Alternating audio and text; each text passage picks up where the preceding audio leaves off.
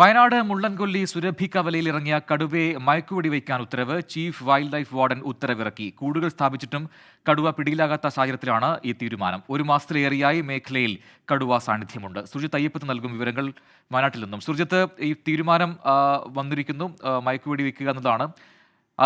നേരത്തെ തന്നെ പരാതികൾ ഒരുപാട് ഉയർന്നിരുന്നു. ഈ മേഖലയിൽ തന്നെ കടുവയുണ്ട് എന്ന് ഉറപ്പിക്കുന്നുണ്ടോ ഉദ്യോഗസ്ഥർ?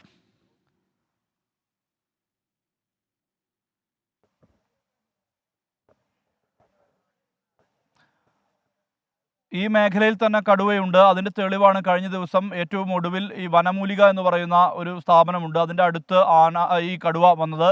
ഒപ്പം തന്നെ വടാനക്കവല, സുരഭിക്കവല, താന്നിത്തെരുവ്, അത്തരത്തിലുള്ള കുറേ പ്രദേശങ്ങൾ ഈ മുള്ളംകൊല്ലി, പുൽപ്പള്ളി പഞ്ചായത്തുകളുടെ ഭാഗമായി നിലനിൽക്കുന്ന പ്രദേശങ്ങളിലുണ്ട്. ഇവിടെ എല്ലാം തന്നെ ഈ കടുവയുടെ സാന്നിധ്യം പല ഘട്ടങ്ങളിലും ഉണ്ടായിട്ടുണ്ട്. 3 ഇടങ്ങളിലാണ് ഇതിനകം തന്നെ ഈ നാൽക്കാലി മൃഗങ്ങളെ പിടിച്ചുകൊണ്ടു പോകുന്ന ഒരു സ്ഥിതിവിശേഷം ഉണ്ടായിട്ടുള്ളത്. പലയിടത്തും പശുവിനെയും ആടിനെയും എല്ലാം തന്നെ കടുവ പിടിച്ചുകൊണ്ടുപോകുന്ന അനുഭവം ഉണ്ടായിട്ടുണ്ട്. ഇതേ തുടർന്ന് വനംവകുപ്പ് ഉദ്യോഗസ്ഥർ 3 ഇടങ്ങളിലായി കൂട് സ്ഥാപിച്ചിട്ടുണ്ട്. താന്നിത്തെരുവിലും ഒപ്പം തന്നെ വടാനക്കവലയിലും ഒപ്പം സുരഭിക്കവലയിലും 3 ഇടങ്ങളിലായി കൂട് സ്ഥാപിച്ചിട്ടുണ്ട്.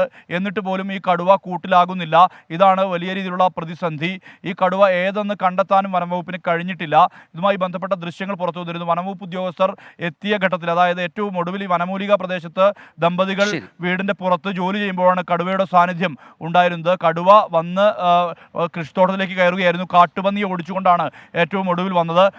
കാട്ടുപന്നി രക്ഷപ്പെട്ടു. ഇതിനുശേഷം വലിയ രീതിയിലുള്ള ജനകീയ പ്രതിഷേധം വനംവകുപ്പിനെതിരെ ഉണ്ടായിരുന്നു. ഈ പശ്ചാത്തലത്തിലാണ് ഇപ്പോൾ മയക്കുവെടി വെച്ച് കടുവയെ പിടികൂടുക എന്നുള്ള തീരുമാനത്തിലേക്ക് ചീഫ് വൈൽഡ് ലൈഫ് വാർഡൻ എത്തിയിരിക്കുന്നത്. ഇതുമായി ബന്ധപ്പെട്ട ഉത്തരവ് ഇറങ്ങിയിരിക്കുന്നു. ആളുകൾ പ്രതീക്ഷയിലാണ്. ആശ്വാസ വാർത്തയാണ് ഈ മണിക്കൂറിൽ പുറത്തുവരുന്നത്. സുർജിത്ത് അയ്യപ്പത്താണ് വിശദാംശങ്ങൾ നൽകിയത്.